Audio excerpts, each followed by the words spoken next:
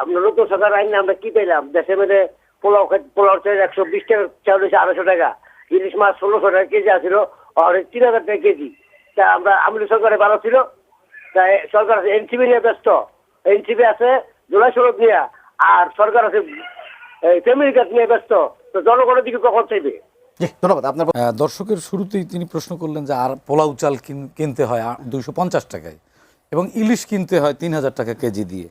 তো যে দর্শক প্রশ্ন করেছেন নিশ্চয়ই বুঝতে পেরেছেন যে উনি আসলে ভাত খান না, উনি পোলাও খান। তার মানে ওনার এই পোলাও চাল কেনার সক্ষমতা আছে বলেই উনি চালের দামটি ভালো করে জানেন এবং ইলিশ দিয়ে পোলাও খেতে উনি খুব পছন্দ করেন।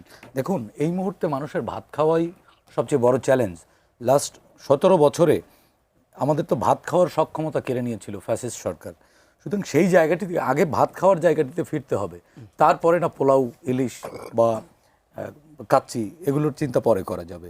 সুতরাং আমি ওই দর্শক ওনার প্রতি শ্রদ্ধা রেখেই বলছি যে আপনি পোলাও খাওয়ার চিন্তা আপাতত বাদ দিয়ে ভাত কীভাবে খাওয়া যায় সেই চিন্তাটা করা ভালো।